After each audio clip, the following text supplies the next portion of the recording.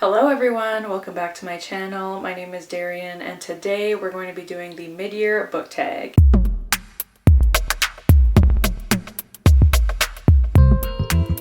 So first of all, yes, we are in a new location. We're in my basement. We have a few more shelves and I thought it would be a bit easier to do this tag down here because most of my books are down here rather than in my room, and instead of bringing them all upstairs, I thought it'd be easier to bring a few of them downstairs. Now, I hate this angle that we're working with right now, so my apologies if you also hate it, but this is just how it's gonna be today. I am so sorry. But today we're doing the mid-year book tag. I will leave the creators for this tag linked in the description, but this is a very popular booktube tag. I'm sure everyone knows what it is, but it's basically a bunch of questions you answer halfway through the year.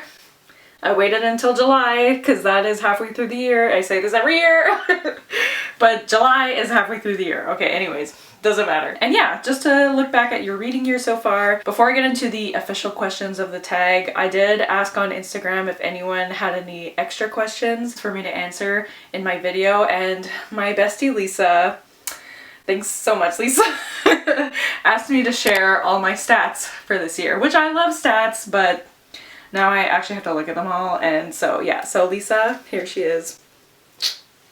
So thank you to Lisa for that. So I figured it made the most sense to do that first before we get into the questions. So far this year, in the first 6 months, I have read 42 books, which is pretty good, but not where I want to be because I want to read 100 books this year, so I'm 8 books behind schedule. It's fine.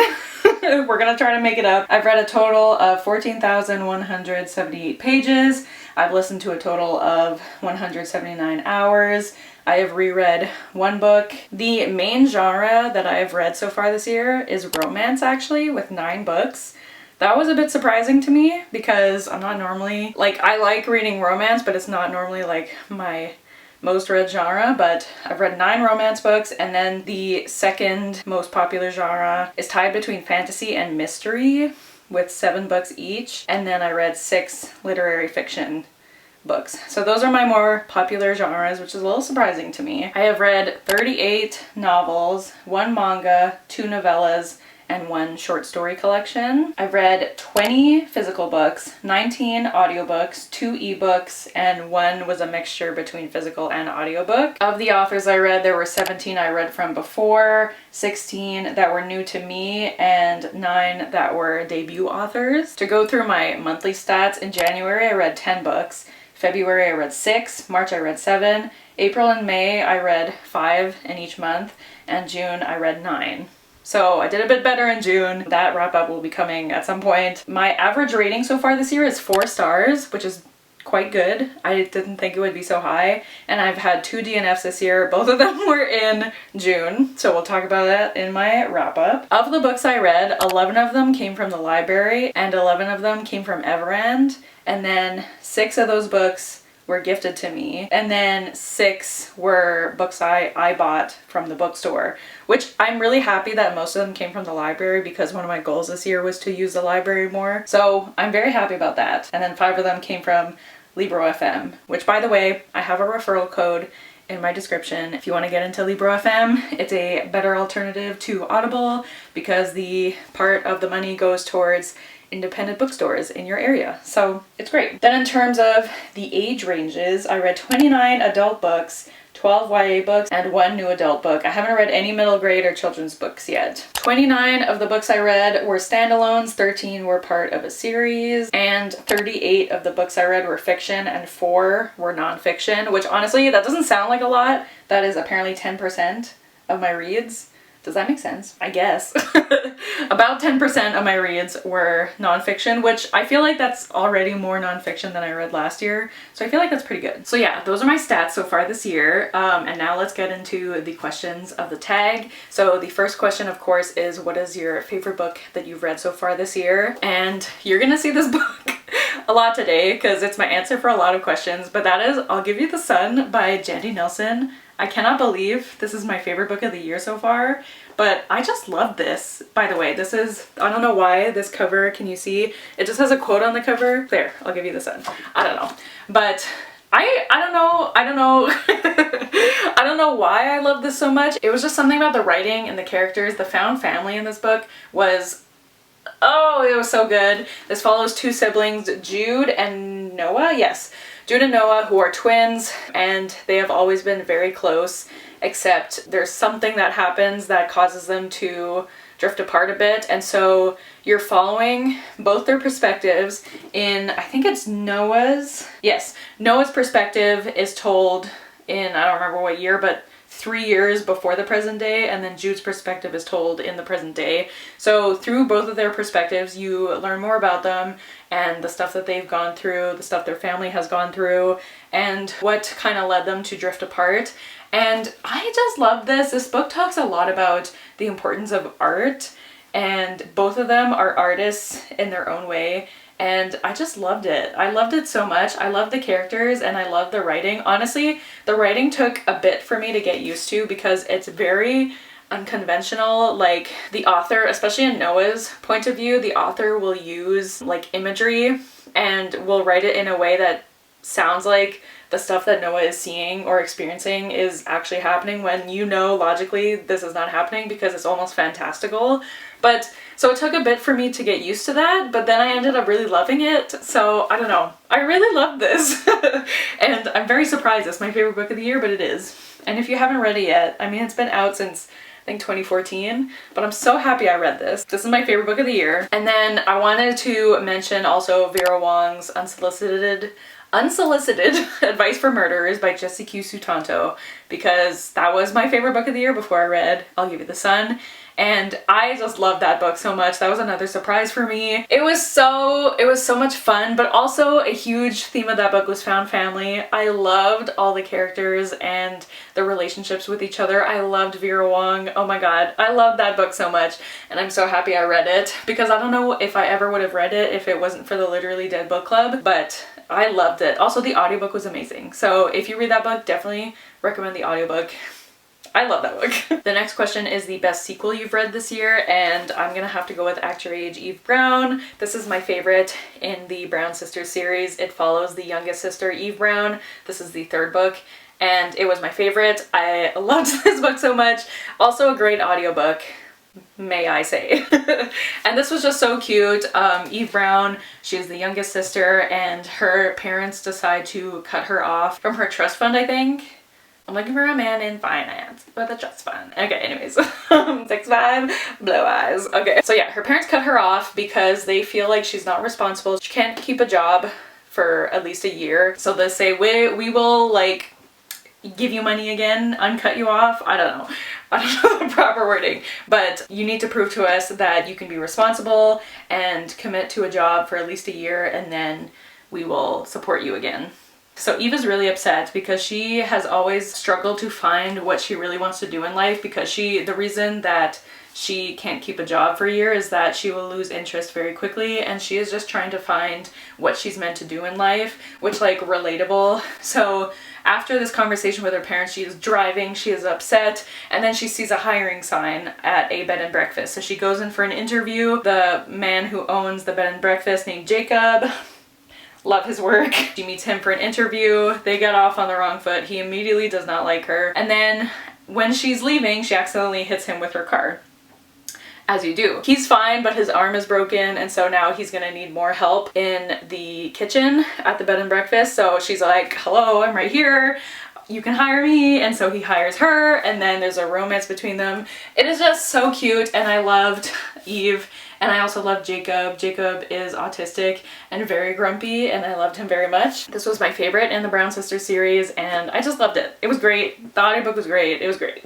The next question is a new release that you haven't read yet but want to, and I have quite a few. So one of them is Not in Love by Ali Hazelwood. This only came out a couple weeks ago, so we're not that late, but I did get an arc of this book through my work, and I did not read it in time, which I'm ashamed of.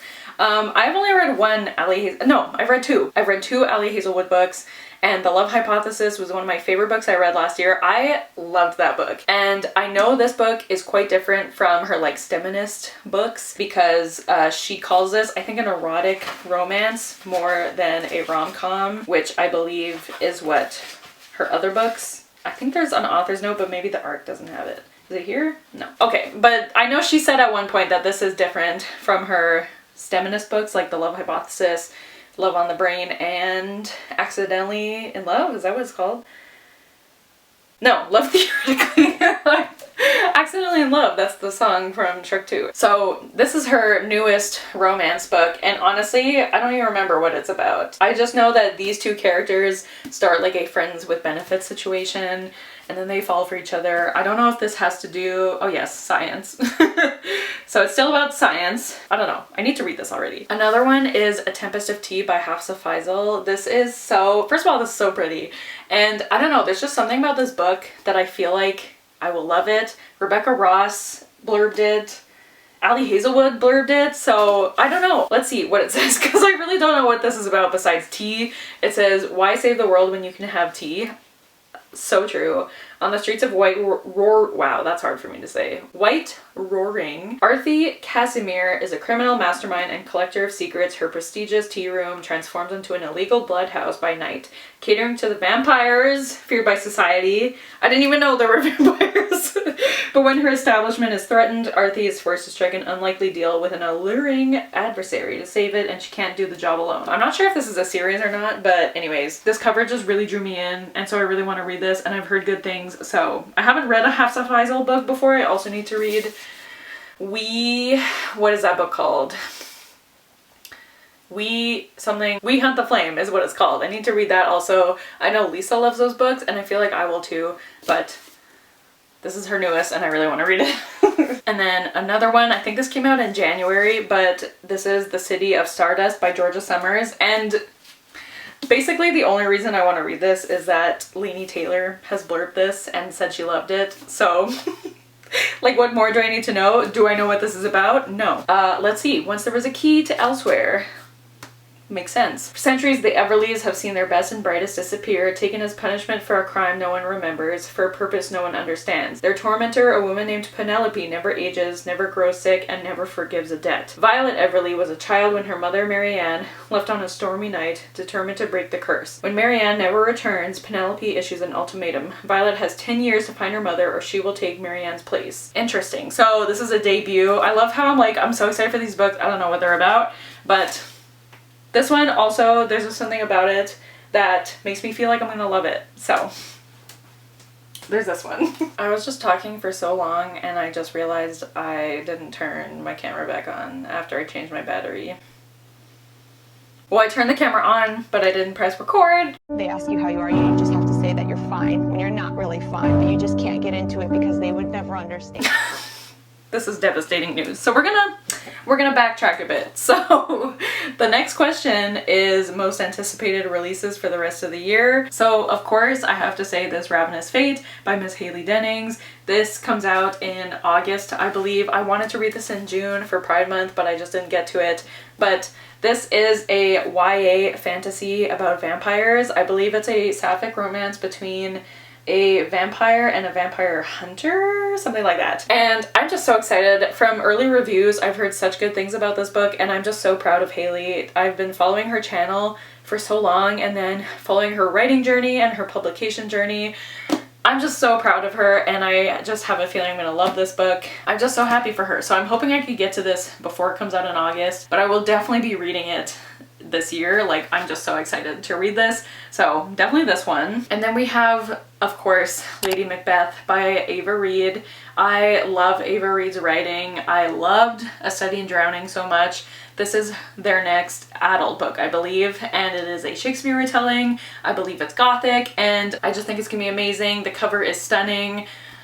I'm just so excited. I love Ava Reid's writing, and I think this might be my favorite of their books. Is it gonna beat A Study in Drowning? I don't know, but I'm just so excited. Oh my god. And finally, of course, we have Air by Sabaa Tahir. This is in the same world as the Ember and the Ashes series, but I believe it takes place 200 years later. I think that's it. Lisa can correct me because I know she has the synopsis memorized, but I believe it's 200 years after the events, or 500 years after the events of Ember and the Ashes, something like that. And I'm just so excited. I'm so excited. I love her writing, and this cover, again, is stunning. And I'm just so excited to be back in one of her worlds. So the next question I don't even want to talk about, but we're gonna do it. So the next question is the biggest disappointment of the year. I don't want to talk about it, guys. Everyone's gonna be mad at me, but for me, that was Funny Story by Emily Henry. Now, I still gave this book 4 stars, but I think if it wasn't Emily Henry, it would have been more like a 3.5.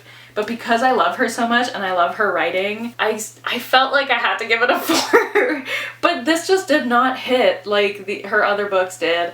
I, again, got an arc of this book through my work and I was so excited to read this. This sounded like it was going to be my favorite of her books because our female main character is a librarian and I aspire to be a librarian. And I just thought I would love it, but like there was just something missing for it from me. I did not love the love interest Miles in this book, and in my opinion, the kind of cause of the 3rd act breakup in this book, I don't forgive him.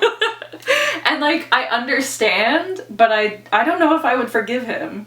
And I had a really tough time like getting past that. Like I understand, but I don't forgive him. So yes, I don't know. This one just, it wasn't as funny as her other books are, which is kind of weird because it's called Funny Story. It just did not hit like I wanted it to hit. It's still a good book, obviously. I gave it 4 stars and it's Emily Henry, but this did make me feel like she needed to maybe take a break. Like if she took a year off from releasing a book, because she's released a new romance book every year since 2020, I think. Right? Yes, I think. Or 2019? I don't even know. She's released a new romance book every year for the past like 5 years, and I feel like she needs to take a break. Because this just did not hit like her other books. I've given all her other romance books 5 stars, and this one just, I don't know. It disappointed me. I don't want to talk about it. Another book that disappointed me, this broke my heart. I don't like talking about this, but that was Looking for Love in All the Haunted Places by Claire Kahn. I will talk about this more in my June wrap-up, but this is one of the books that I DNF'd this year. I DNF'd a Claire Kahn book. If you don't know, she's one of my favorite authors. I've given The Romantic Agenda and If It Makes You Happy 5 stars. I love her. I love her books. I love that she always has asexual characters in her books. This was just really boring. I was so bored reading this. I was so sad. I never wanted to pick it up, and I got about halfway through and then I was like, I don't want to read this. Like I don't want to read this anymore. And I'm going to talk about this a bit later with another question, so I'll save that for later. But I'm not officially giving up on this book yet, but I'll talk more about that later. And then another disappointment. I had so many disappointments this year. I'm really upset about it. But another one was A Winter in New York by Josie Silver. If you don't know, One Day in December is one of my favorite books ever. I know people have issues with that book. I feel like I need to say that every time I talk about it, but I read it at the perfect time and now I reread it every December, and it's just such a comfort book to me. So I was so excited when I heard Josie Silver was coming out with another like wintry book, and this was not good. It was just not good. I think I gave this 2 stars or 2.5 stars. I don't know what it, like, it wasn't even, was it even written by the same person? I don't know. The writing was just not good. The story, there were parts of the story that made absolutely no sense. It was almost funny, like how bad it was, and I feel so sad saying that, but there were just parts of the story where I was like, what? Like, what is happening? I don't even remember what it's about. I know it has to do with this girl is in New York and she is trying to find out this mystery person that's in a picture with her mom, and her mom has passed away. And then she stumbles upon this like gelato shop, and it turns out that the person in her mom's picture is like the grandfather of this family that owns the gelato shop. And she knows the recipe for this gelato because he had told her mom like years ago when they knew each other, and then her mom passed it down to her. But the thing about this gelato recipe is that it's never been like outside the family. It's like sacred to them, and now the grandfather is losing his memory and he can't remember the recipe, and no one else in the family knows the recipe yet, and so she's the only one who knows the recipe. And she's like, I can't even tell them because then they'll know their grandfather told someone. And I'm like, girl, like you could save their business, just tell them the freaking recipe. to pee. I don't know. It was just such a weird premise. And the romance was very insta-love. Like, I know, okay, I know what you're saying. One Day in December is very insta-love, yes. But that one was like sort of believable in my opinion. This one was not. Nothing about this book, everything, I don't know. I don't want to talk about this. I just really did not like it. I can't believe it. Okay. Okay, so moving on to happier things. The next question is the biggest surprise of the year. And I have to go with I'll Give You the Sun and Vera Wong again, because I did not, like I said, I did not expect those books to be, I didn't expect them to be 5 stars, let alone my favorite books of the year. So that was a huge surprise to me, especially this one, because I just thought it would just be a very typical like 2014 YA novel, you know? But it just hit me. It really hit me, and it means a lot to me now, and I'm very surprised by it. But another book I wanted to mention was Suddenly a Murder by Lauren Munoz, and that was just such a fun time. That's just a YA like murder mystery, and I just had so much fun with that book. I loved like trying to figure out what really happened, who was the killer. I don't know. I had a lot of fun with that book. I don't see anyone talking about that book, but I highly recommend if you like YA mystery thrillers. I really liked it. It's probably one of the best ones I've read, in my opinion.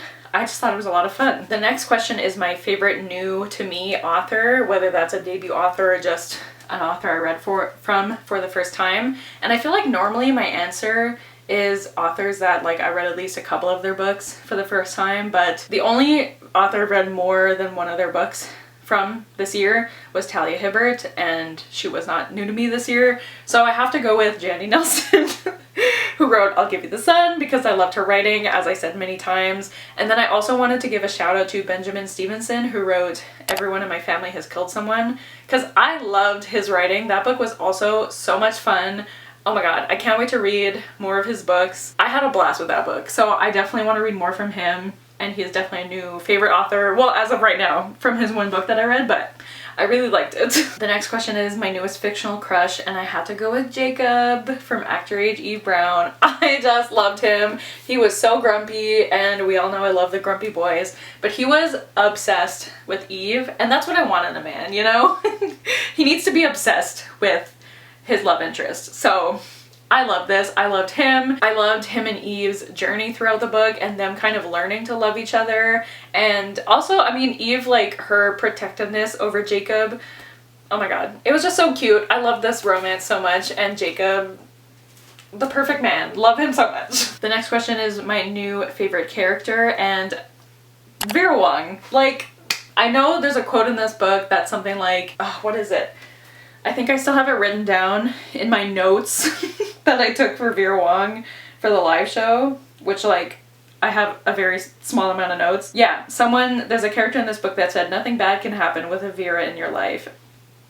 I just loved her so much. She was just so, first of all, funny. Oh my god, she's so funny, but also like the affection that she felt towards these different people in the story, her suspects.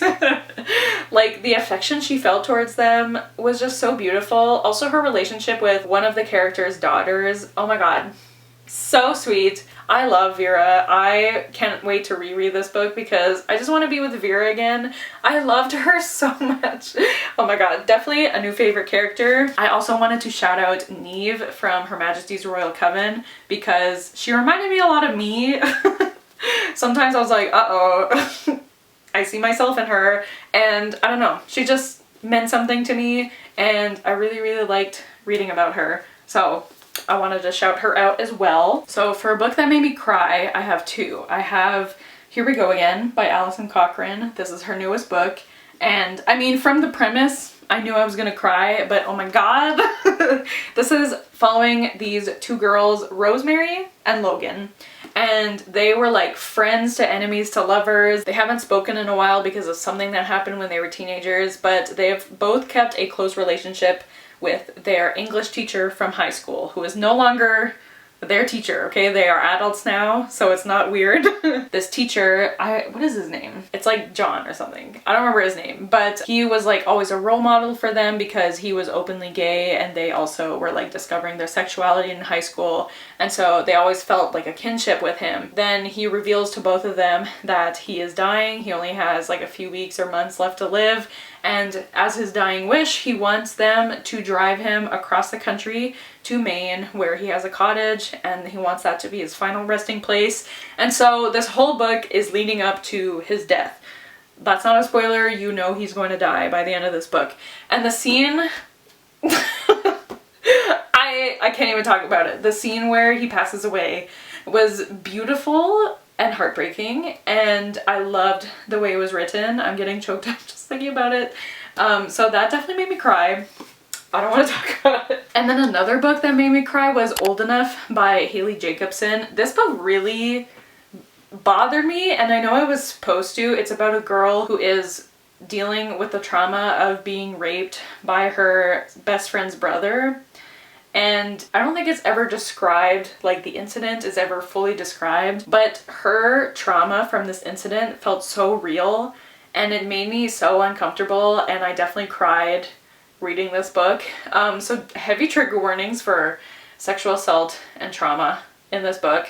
It was a lot, and it made me cry, and I just felt very uncomfortable reading it, and I know you're supposed to feel that way, like it's not a bad book or anything, but yeah, it was a lot. So that made me cry. Okay, a book that made me happy. Let's switch things up a bit. The Inheritance Games by Jennifer Lynn Barnes. This was just so much fun. It was such a silly, goofy time. It's like Knives Out sort of YA. There's like puzzles and games, and I just had such a fun time. It is definitely like very silly, goofy, very unserious, but I just thought it was so much fun. So this made me really happy. And Eve Brown also, because this is my favorite romance I've read this year. I just loved it so much. I love Eve. I love Jacob. I've already talked about it so much, but this just made me really happy. I remember listening to the end of this audiobook as I was walking to school, and like just, I could not stop smiling. It was so sweet. I loved the ending. Oh my god. So cute. So yeah.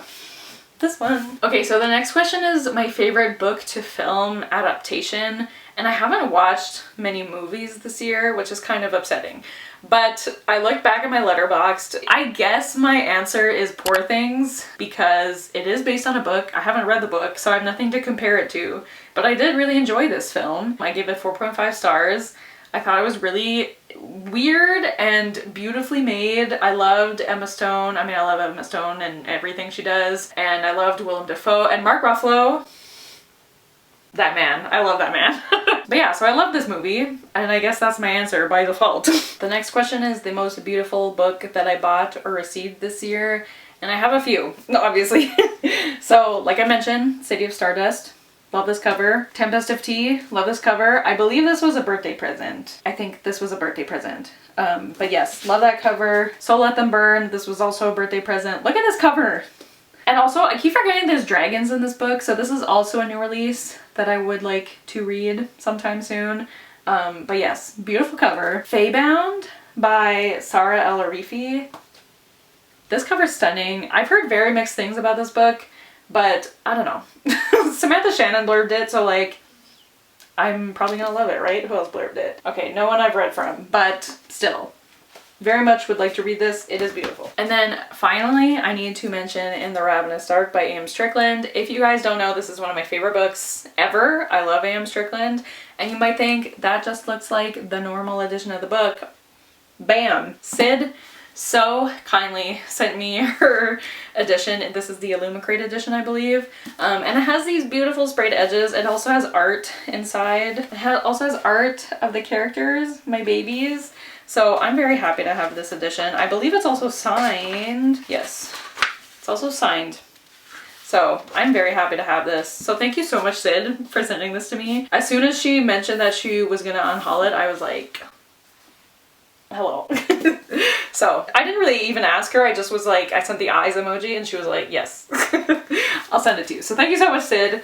It's beautiful. I love having pretty editions of my favorite books. So very happy to have this. Oh my god, I'm getting so tired. The next question is, what books do I need to read by the end of the year? And like, I got so overwhelmed looking at my books, so like literally everything. Every book I've mentioned so far that I have not read yet, all of those, all the books that have been on my TBRs that I have not read yet. I made a video at the beginning of the year. I can't remember if it was 10 or 12 books that was like my 2024 TBR. I know for a fact I have not read most of those books. If any, have I read any of those? I don't know. I don't look back on that video because I want to organically read those books, but there's a few that I remember that I know I have not read. This month I plan on reading hopefully all of Abby Jimenez's books, definitely at least the first two. And then whenever I get to the third one, it might be August, we'll see. July is gonna be a busy month, so definitely those, well, all of Abby Jimenez's like recent trilogy. I know she has other books too, but the recent trilogy, like Part of Your World, Yours Truly, Just for the Summer, want to read those. So everything is my answer. I don't, like, don't ask me this question because there's too many. I think this is the last question of the original tag, but it is your favorite video that you've made so far this year. And for me, the video I'm most proud of is my Pisces vlog, where I read like a Pisces, it was supposed to be. I had such big plans for that video. I meant for it to be like a February reading vlog because my birthday is usually the last day of February, but not this year. And I was gonna post the video on my birthday to celebrate being a Pisces, and then school happened. Also, 100 Years of Solitude definitely slowed me down, but I think that video went up at like the end of March or the beginning of April. It was definitely late, and that video did not do very well, I think because I posted it not in Pisces season, so like who cares? But I'm very proud that I stuck with it, and I read, I think 4 books. Was it 4 books? I think 4 books for that video. So that's like the first time that I had like a themed reading vlog that I stuck with, and I'm just very happy with it because there have been lots of videos in the past where I have these ideas and I start reading books for these videos, and then it takes me longer than I think, and then I feel like no one's gonna watch them because I'm past the video being relevant, so then I just don't post it. And so I'm proud I still like stuck with that video. I still edited it, I still posted it. So that's the video I'm most proud of, I think. So next we have the questions that some of you guys asked me. So my friend Sarah asked a book that I regret buying. And like, I don't completely regret this, like I still plan on reading it, but that is Sanctuary of the Shadow by Aurora Asher. And did I buy this because it had pretty sprayed edges? Maybe so. Also, the author is from my hometown, so I felt like a kinship towards her. It's also very short, but I have not heard the best things about this book. I still want to give it a try because I feel like I have to. I feel connected to her because we are from the same hometown. So yeah, I don't even remember what this is about. Obviously there's a circus involved, and I think it's like, are there vampires in this? Hold on. Yeah, I don't even know. I just know there's a circle. So it kind of, a circus. So I do kind of regret buying this because like I did not need to spend the money on this. I could have got it from the library or listened to the audiobook or something. I don't know, but the sprayed edges really got me, so that's why. And then Sarah also asked a book that I don't regret buying, and I mean that could be literally every other book that I've bought, but I chose Cleopatra and Frankenstein for this answer because I have already read this, but I do really like to own the books that I love, and I loved this book. It was one of my favorite books that I read last year, and I have always wanted this cover. I mean, I still like the other cover, but I have always wanted, first of all, a paperback of this book, and this specific cover, and I saw it at Indigo, so I am so happy that I bought this, and I can't wait to reread it and annotate it. I just love this book, so I'm really happy I bought it. Then my friend Nicole asked me a book that I read at the perfect time, and I have to go with I'll Give You the Sun. I read this like as I was finishing my master's degree in the last couple of weeks of my degree, and this book just brought me a lot of comfort during that time. I don't know how to explain it. It's just the book that I needed to read at that time, and I don't know if I would have loved it as much if I had read it at another time, so I am very happy that I read this at that time. And then she also asked a book that I think I would have enjoyed if I read it at a different time, and I do think, listen, I don't want to give up on this book, so I do plan on picking it up and trying it again another day. Maybe I'm just not in the mood for a paranormal book because this book is about a haunted house, and I mean, you kind of get that from the title, but maybe I need to read this in the fall time or something. I don't know. Maybe I just wasn't in the mood for a book like this. I don't know, I don't want to give up hope. I love Claire Kahn and I just really want to enjoy this. So I'm gonna try this again one day. Mark my words. And then someone asked if there are any trends that I noticed in my reading this year. And so I don't know if this counts as a trend, but I have noticed that books from my favorite authors have been disappointing me this year. So some examples would obviously be Funny Story and Looking for Love in all the haunted places, whatever it's called. And then these books, like, I didn't dislike them, but Only This Beautiful Moment by Abdi Nazemian. I love Abdi Nazemian so much. This book was only a 4-star for me, and I wish it was a 5-star. And then another one is Here We Go Again. Where did I put it? Here We Go Again, Alison Cochrane. I've rated her 2 other books 5 stars. This was a 4.5, so like, I wouldn't call this a disappointment, but I was just kind of hoping it would be another 5-star for me. So I feel like none of the books that I have read by my favorite authors this year have been 5 stars. I don't think so. I mean, like, Eve Brown is my favorite book I've read from Talia Hibbert, and that was my first 5-star from her. So you could say, so it's not true for every author that I've enjoyed before, but I feel like all the authors that I have read this year that I've rated 5 stars before, none of them were 5 stars. I think. I don't know if that's the truth, but it feels that way. So so I have noticed that. I also, like I mentioned in the beginning, I've read more mysteries this year than I normally do. So like I've read as many mysteries as fantasies. That was definitely surprising to me. And one of my goals for the past few years was to read more mysteries. So I'm happy that I'm finally listening to that goal. And then I also have listened to more audiobooks than I thought I did. Like, I thought I read way more physical books than audiobooks. But then looking at my stats, I think there was a difference of 1 maybe. So I'm happy I'm listening to more audiobooks as well. And then someone asked, how has my reading changed since graduating? So if you don't know, I graduated from my master's program. I finished in April. I have my convocation at the beginning of June. So I'm officially a graduated Gorley. I am not doing a PhD. You can't make me. So my reading, listen, I would say May was the first like full month since finishing school, and I expected to like fly through books. I thought I was gonna read so much, and then I read only 5 books in May, which, like, only 5 books, take that with a grain of salt. I just hoped I would read more than 5, but then June was a really good reading month for me. So has my reading changed since graduating? I think I do want to read more. Like, my desire to read has increased since graduating because I don't feel guilty. I don't feel guilty doing it anymore. And also, like, I'm reading more during the day, which I never did when I was in school, obviously because I had classes during the day, but also I would spend all day doing my schoolwork, and then I would only read at night. So it has been really nice to read. I feel like I'm out of breath. I'm so sorry. But it has been really nice to read during the days and not just at night now, and to also be able to like decide when I want to read. Like, I could just be hanging out and it'll be 2 in the afternoon and I could just be like, I want to read right now, and like there's nothing stopping me. So I don't know if that really answers the question, but that's kind of how my reading has changed, I guess, since graduating. So that is it for my mid-year book tag. I once again apologize for this angle. Also the sound, I'm sure, is not very good in this video. I apologize, but this was just easier for me to do today. Let me know what your favorite book you've read so far this year was. I would love to know that. And also let me know if you've read any of the books I talked about. What were your disappointments? I would just tell me. You can answer any of the questions if you want down below. I would love to know all that. But yeah, if you watched till the end, leave the sun emoji for I'll give you the sun.